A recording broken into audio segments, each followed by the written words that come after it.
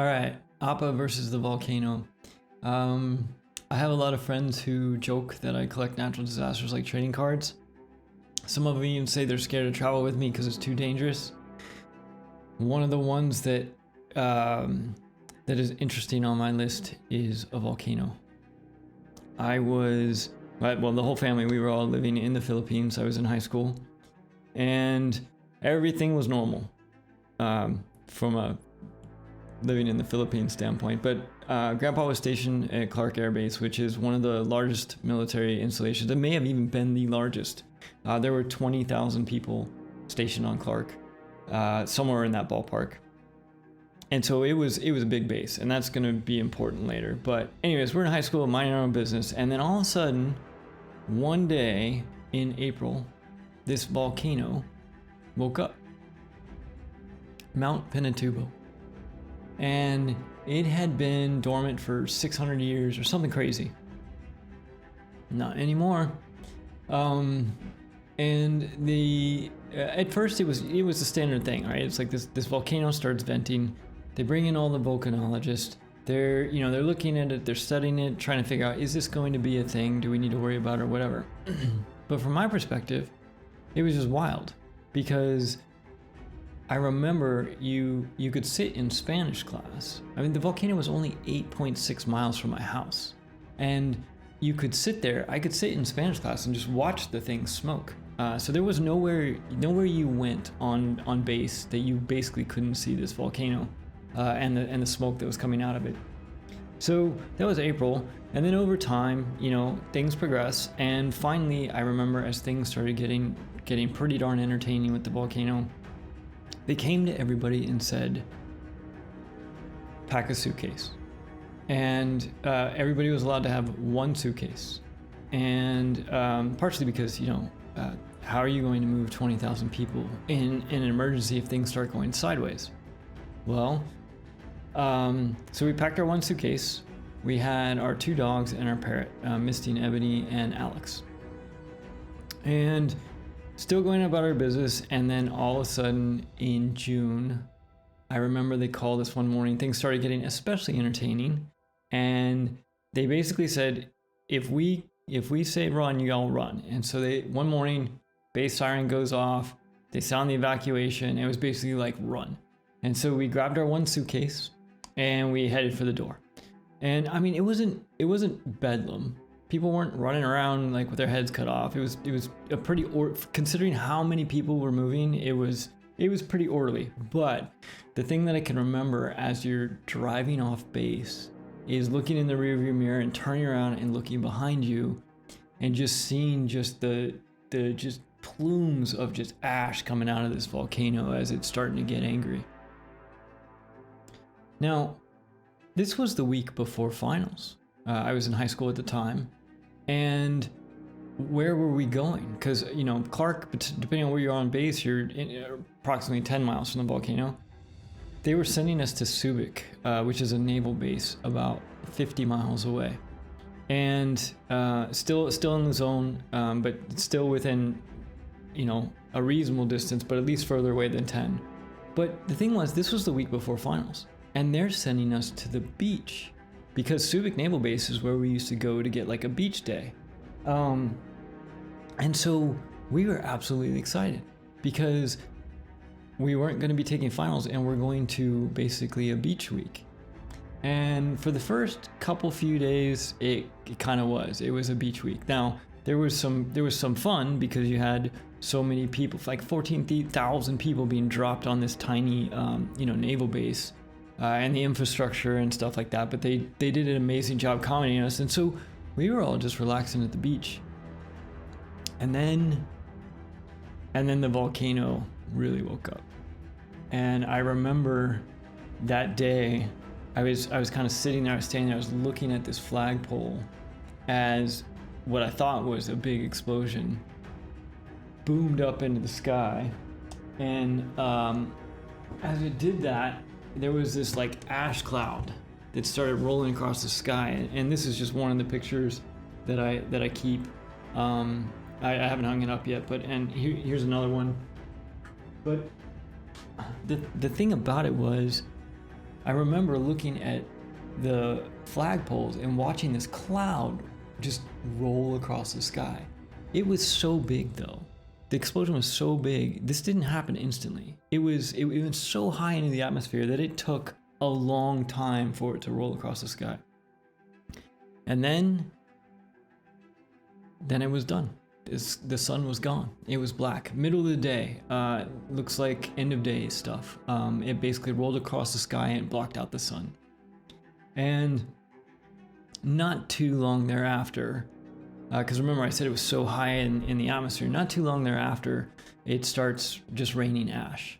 So ash is now raining down on everything, just all around.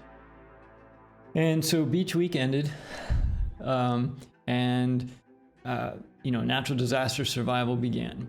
So this is where we get into my first disaster tip, first natural disaster tip.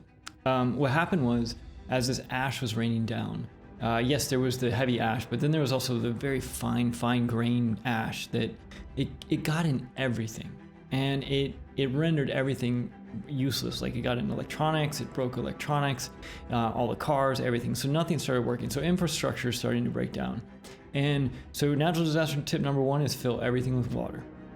Because as you start to lose electricity, water, and everything else, if you had, like, fill the bathtub, fill your buckets, whatever you got, because turns out toilets are gravity fed. And so if you're fortunate enough to have access to a toilet, you may want to be able to flush it. And so what you can do is you can just grab a bucket and scoop it and dump it in the toilet, and then that will effectively flush the toilet for you. So just a quick natural disaster tip: make sure you fill everything with water. And then also potable water is available in hot water heaters. Like, there's a big giant drinkable thing in those hot water heaters for potable water, which is also another good thing to know. So anyways, it's raining ash, and we're just kind of just getting ready. We're not really sure what's coming.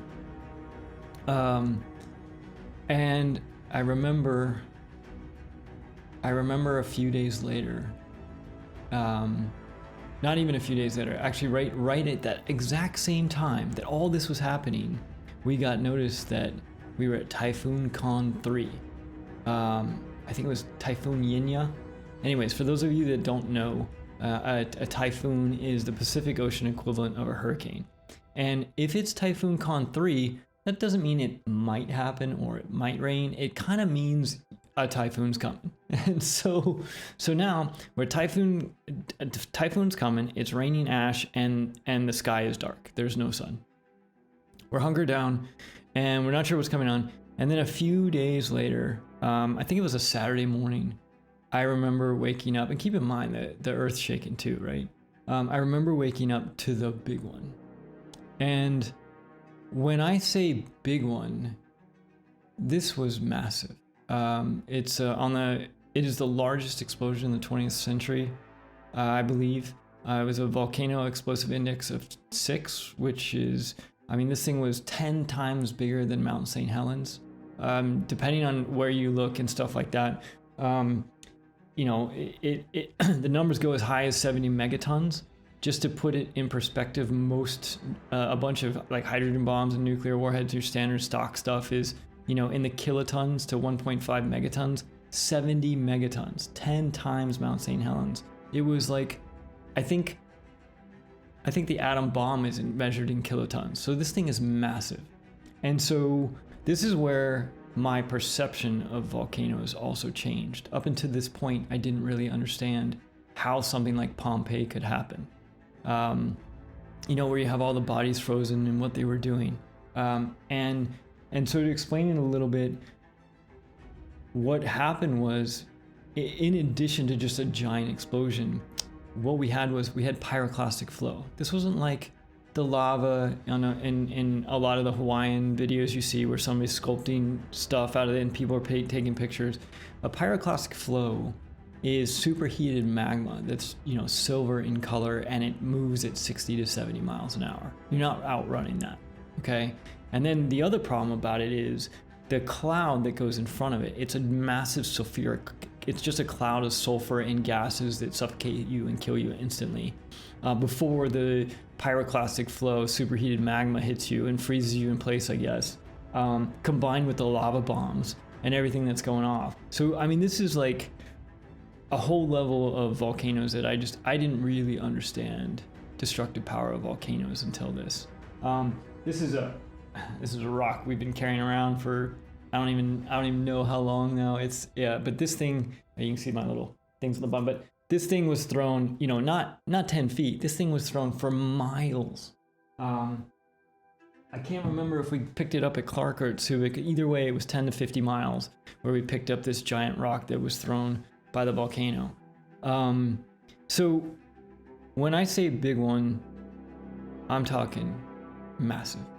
And so we woke up to the big one, earthquakes, the ground was shaking, and at the same time, the typhoon hit us. And so it is the closest thing. I mean, we're talking cats and dogs living together, total destruction. I mean, it's the closest thing that it's the closest thing I can imagine to end of days, like end of the world type stuff. It was pitch black in the middle of the day. At the same time, and as we woke up, I remember one of the things I remember from that morning, we were sitting there and we were playing cards by candlelight. We had one candle and we had a deck of cards and we were playing cards with the ground shaking and, you know, the wind was blowing and the volcanoes exploding. It was kind of wild. But the other thing that was happening at this point, I'll get more into the typhoon in a second, but the other thing that started happening at this point, actually we'll do typhoon first. So what happened was all of that ash that was raining down was now coagulating in raindrops, and so now it's basically raining mud. But it would have been, you know, depending on where you were, how far away from the volcano, so tens of feet of ash, and I think near the volcano is, you know, even more than that. That all gets compressed down into a few feet of cement, effectively, really hard packed sand. But as a result of all this water and the loose sand, now the lahars start. And what a lahar is, and the lahars go for years, by the way, after this. But basically all it is all that water rushing down, and this ash having nothing to grip it starts these giant mudslides that are called lahars. And I think more people got injured or hurt or killed as a result of lahars than the initial eruption, by far. And it basically just hammered home we were not going anywhere anytime soon. Part of the reason they couldn't fly us out fast enough, and part of that is because they couldn't get planes in, because the ash would get into the planes and the planes wouldn't fly. So there was really no good way to get us out, especially with how many of us there were. But while this is all going on, you know it's legit, because Graham's looked at Uncle Spud and I and said, okay, I need you to go break into every vending machine you can find and get any kind of provisions you can. So we went on a sanctioned mission. It was sanctioned, by the way, to basically get supplies. And the reason we had to break into the vending machines was because there was no electricity. There was no way to get anything to run. And so we basically went out, stockpiled a bunch of stuff so that we could, you know, have food to survive on and things like that, because there's no running water, there's no food, there's nothing. Like, what are we gonna do? So, you know, Armageddon's outside, things are looking pretty legit, and then another thing started happening. All that ash that got compressed was holding water. You can see in kind of these pictures, what started happening is the ash was too heavy for the roofs, and so all the roofs started collapsing. And unfortunately, we did lose some people as a result of that. But we basically spent the next few days on, you know, Uncle Spud and I spent the next few days on the roof with shovels, with the Marines, basically shoveling ash off of all the roofs, because the roof couldn't handle the weight. And so we just basically went up there every day, shoveled to get the ash off that was getting compressed down as a result of this volcano and typhoon hitting us all at the same time. And it was actually, that part was actually quite fun from the standpoint of, you know, if you're in that situation, it was a good thing for us to have something to keep us busy. We were on the roof with the Marines, which was great. And you know, we learned a couple things from the Marines, which is probably like another disaster tip, how to make chocolate frosting. I'll get to that in a second. So anyways, after a few days of this, they finally found a way to get some food into us. I think there were some breaks in the explosions, and I heard they airdropped it in, but I'm not positive about that. They may have just trucked them in or something, I don't know. But airdrop seems more likely, just because the roads weren't running or anything like that, cars weren't working. But anyways, they dropped in these MREs. Now MREs it's a military provision, meal ready to eat is what it stands for. And they come in a little package, and inside each package is like a full meal. And there's usually a main course, a side course, some kind of dessert in there. And the dessert's usually like a cookie or a brownie. Brownie's the best one. This was also 30-ish years ago, so that might be a little different now. There may be better ones than the brownie. But pro tip, stay away from the corned beef and hash, and don't mess with the breakfast ones. All the chicken stews, beef stews, those are all good. Ham slices, also good. So anyways, we've now got food, which is really good. We still don't have any running water or anything like that, but we have these MREs. We're on the roofs with the Marines, and the Marines showed us how to make chocolate frosting with our MRE. And so basically each MRE also came with a cocoa packet and a cream packet. And it turns out if you just mix the cocoa, the cream together with a little bit of water, you can make a chocolate frosting that you can then dip the brownie in. And it's a nice little finish to your cold ham slice or your cold chicken stew or whatever you're eating. So after a few days of this, the plan is they are going to bring in Navy vessels, Navy ships, to help get us out. And thankfully, the Navy really just did amazing stuff to help get us out of there. But I remember one of the first ships that came in was the USS Lincoln, and we were so excited for a lot of reasons. The USS Lincoln is an aircraft carrier. And so the idea that I was going to get to go onto an aircraft carrier and live on an aircraft carrier for a few days, it just seemed awesome. And also it was how we were getting out. We needed to get out of there. And I remember Uncle Spud and I were on the beach, and we basically wrote in the ash on the beach, a giant thank you as the ship came in.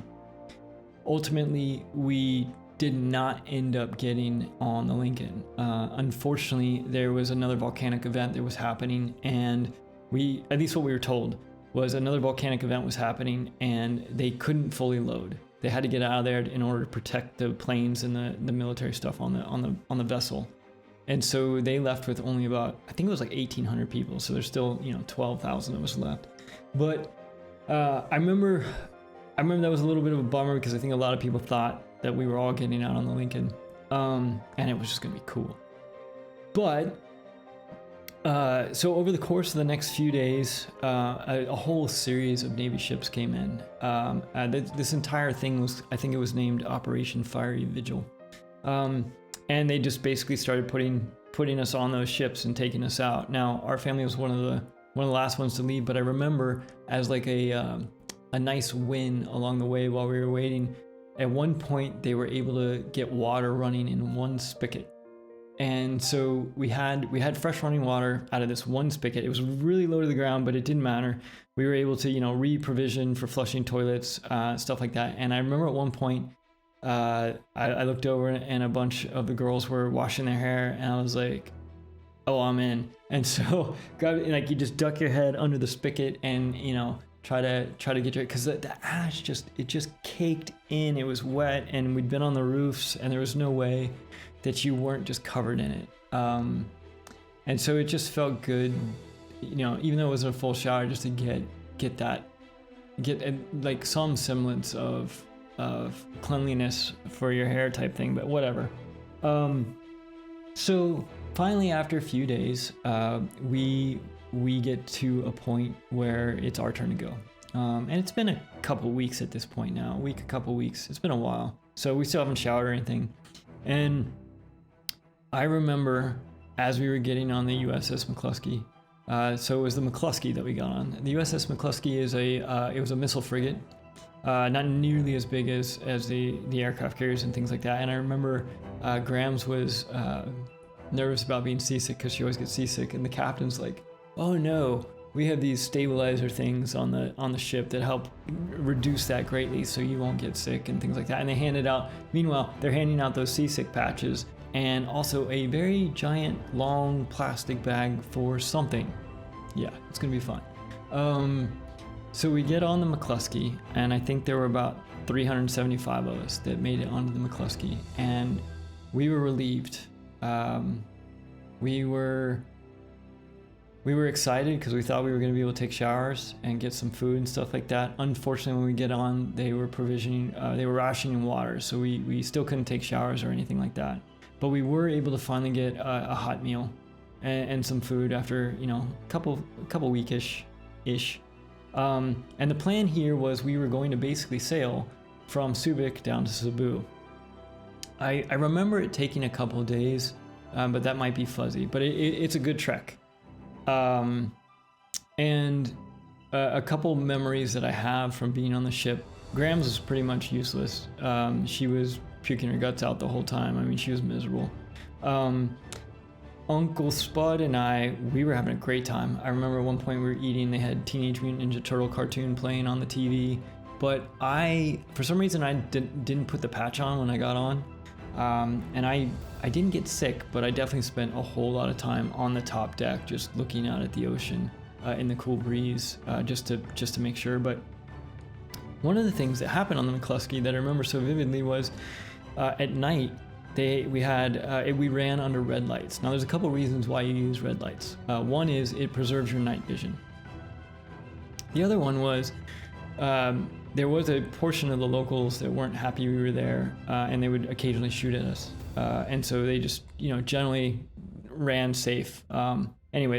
So we had these red lights, and the reason the red lights are interesting is because remember those big long plastic bags that were there when we got on the ship? Yeah, well, so it turns out those stabilizers weren't as stabilizing as people thought. And so that's what the plastic bag was for, was so you could puke in the plastic bag instead of on the ship.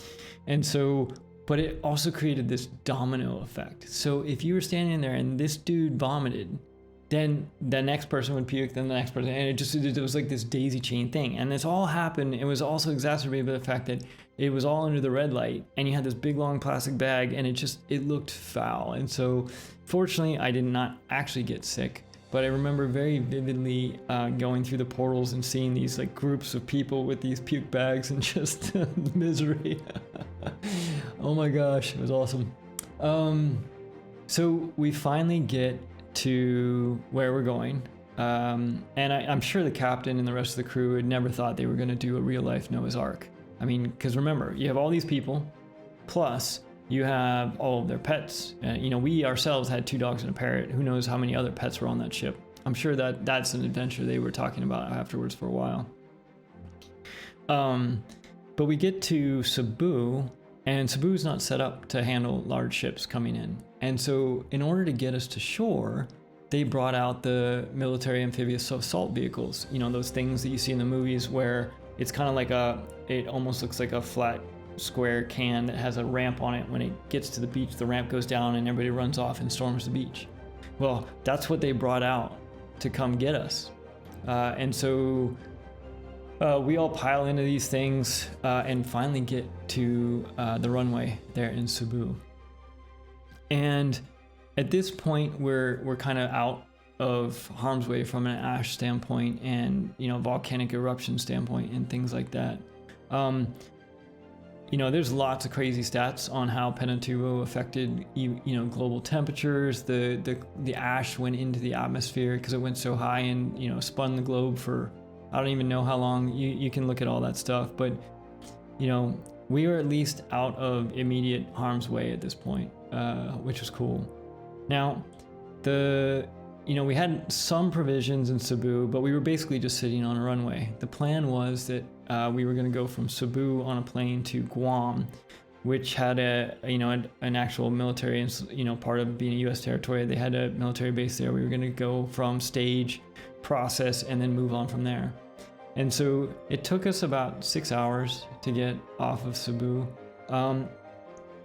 We were sitting on the runway for 6 hours. It took us even longer to get off because what happened was, once we finally got on the plane, we're sitting on the plane. Now keep in mind, this is not commercial airlines, right? This is military, Space A, like mesh cargo netting. Sometimes they have those seats that you bolt in, but we're sitting there waiting. After sitting for 6 hours, we sat waiting for another, I want to say 5 to 7 hours in total, because what happened was we were sitting there waiting, and then finally, after hours, everybody was waiting on their pets because they were palletizing the pets, trying to pack them up to make it so that we could get them to Guam. And when they finally got put on the plane, everybody instantly gets up and rushes to go check to see if their pet is there. And inevitably, there was a missing pet. And I get it. Everybody's exhausted. We've been through a lot of fun so far. That whole family lost it. And so now they unpack the whole plane. They bring off all the pallets. And keep in mind, it's raining. Remember the typhoon outside? Yeah, typhoon's still there. So they pull the pallets off the plane. And then there's... I still remember the picture of this family member. Now, we had one suitcase that was dry. One thing to bring all of our stuff.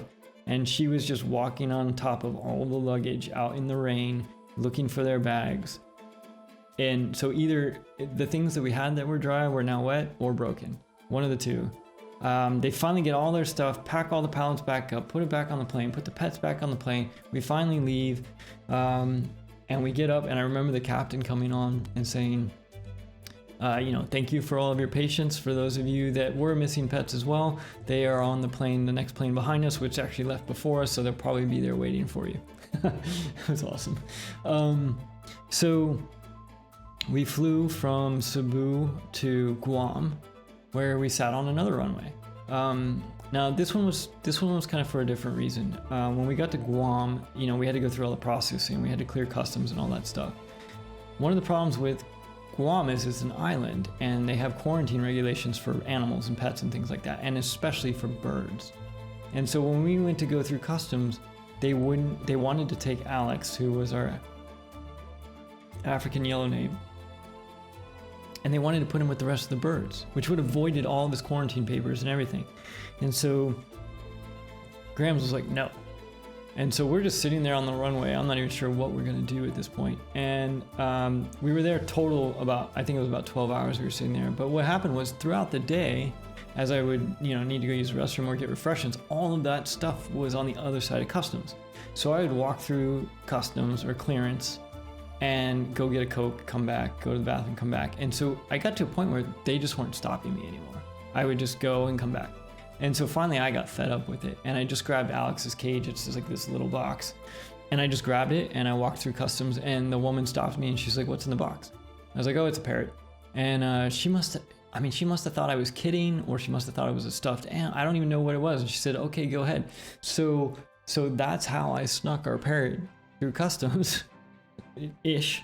But I got to the other side, and I basically, flagged down my family and said, "Hey, I'm through. I got Alex. Bring everybody else." So they grabbed Misty and Ebony, and they came through, and then we got on another plane in Guam then, and from there we flew to Hawaii.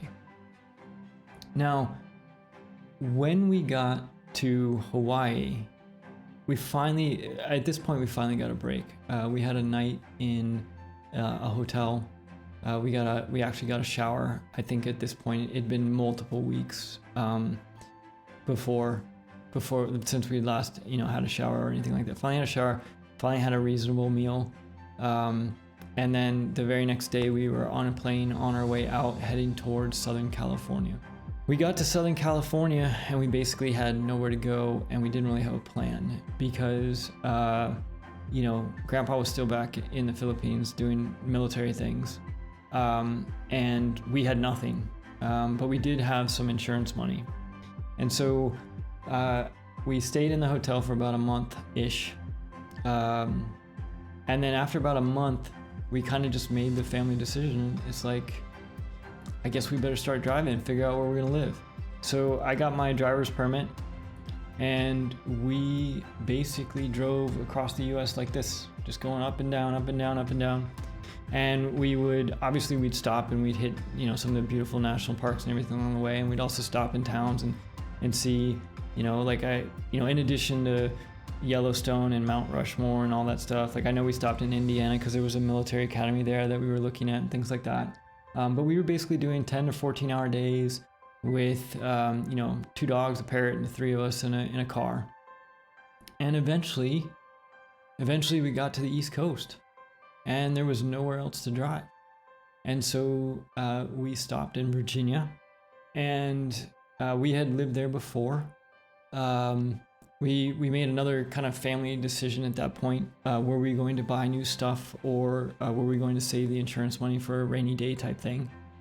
And we decided we were going to save it. And so that's also when I started sleeping on the floor, because we didn't have any furniture. We slept on an air mat, one of those things you blow up in a pool. But I do remember the other big thing, the reward that I got as a result, that Grams was like, you all did great during this whole process. Both Uncle Spud and I got a DVD player, because DVDs were the new hot thing back then. And my first 2 DVDs were Depeche Mode 101 and Aerosmith Pump. But that whirlwind of an adventure, disaster fun, is ultimately how I ended up finishing high school in Virginia. I think both Uncle Spud and I would have at the time run up and kissed that volcano, because the Philippines was fun, but we were also life on base in the Philippines was interesting, and so we were happy to have a one-way ticket out at that point. And as a result of it, we ended up going through the experience of learning the lessons of losing everything you own, and surviving natural disasters, and how to make chocolate frosting, and that's how I ended up finishing high school in Virginia. So that wraps up Appa versus the volcano. Make no mistake about it, the volcano absolutely won, and it was definitely a wild ride. I'm gonna leave you with this quick picture. It's one of there's like a cartoon that runs in my head whenever I see this picture. I can only imagine what's running through this dude's head as they're running. So anyways, that's Appa versus the volcano. Volcano 1, Appa 0. Sweet.